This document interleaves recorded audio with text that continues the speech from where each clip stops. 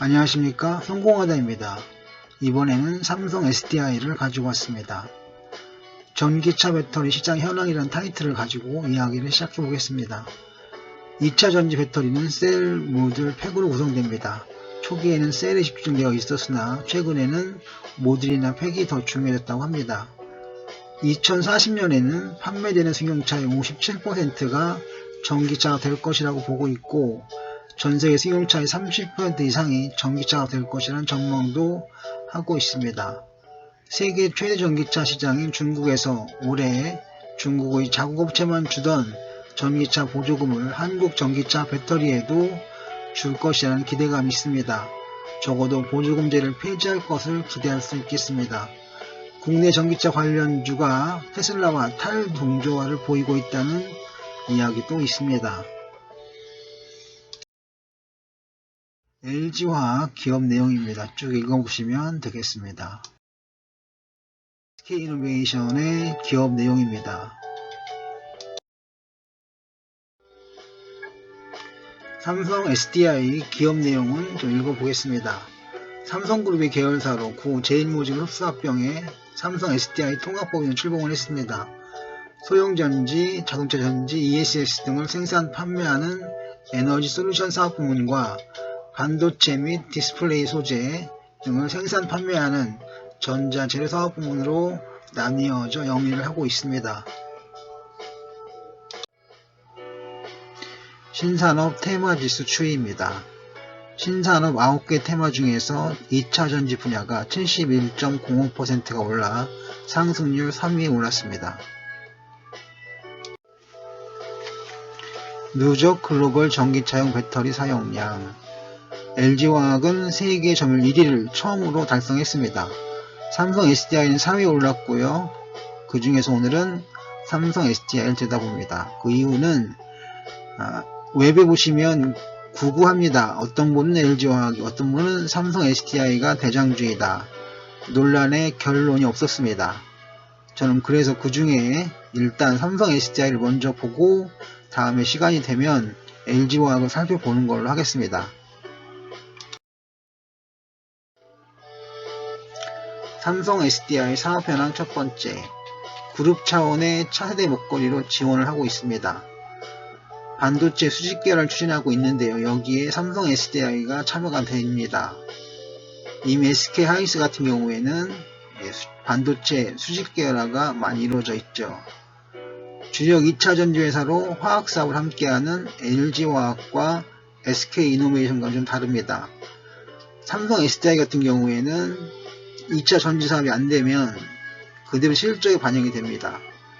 그런데 LG화학과 SK이노베이션 같은 경우에는 2차 전지가 안되더라도 화학 사업을 할 수 있기 때문에 서로 보강을 해줄 수가 있습니다. 그런데 삼성 SDI는 그대로 그 충격을 받아들여야 되는 거죠. 유럽 그린 뉴딜 정책으로 전기차 부양 계획에 따라 2차 전지 대규모 발주가 있었고 또 있을 예정입니다.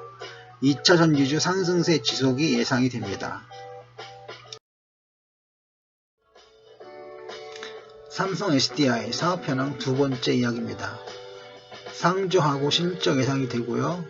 전년 대비 매출액 영업이익이 각각 11.3%와 23.6%가 상승을 기대할 수 있다고 합니다.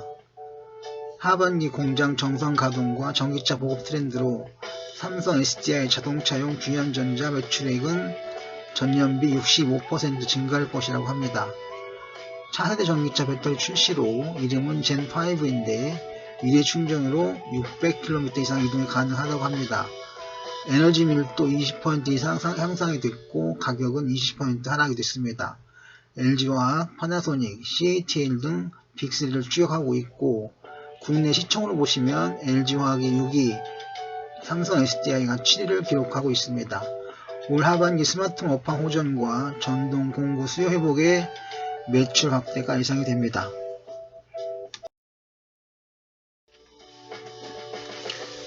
재무표 일부입니다. A등급이고요. 기준가 34만 5천원이라서 현재가와 비슷합니다. 대략 적정가를 봅니다. 하지만 주가들 더 가기 마련이고 추가 상승이 이렇게 보입니다. 역시계 곡선입니다. 매수 전환 시그널을 지나서 현재는 매수 시그널입니다. PNF 차트인데요. 상승 목표가가 66만 4천원으로 잡히고 있습니다. 기본 차트입니다. 볼륨 오늘만 보면 약세입니다. 캔들도 그렇고요. 이평선 정배열이고 따라서 최소 보합장 정도가 예상이 됩니다. 상승 추세가 깨어지진 않았습니다. 추세선을 그어보면 알 수 있습니다. EQ 볼륨 차트 패턴으로 보면 약세장이지만 역사적으로 보면 적어도 보합장은 된다고 봅니다. 보합장을 예상합니다. 파라시스템, 파라볼릭사, DMI, ADX 모두 추세가 강해서 강한 상승장이고 강세장입니다.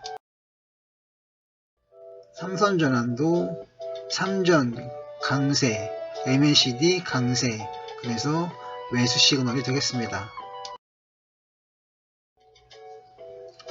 DMA와 TMA 그리고 MFI를 같이 봅니다. 매도 시그널이 나왔습니다.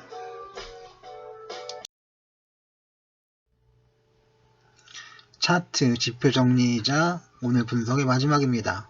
A등급 적정가이고요. 적정가가 34만 5천원인데 현재가와 비슷합니다.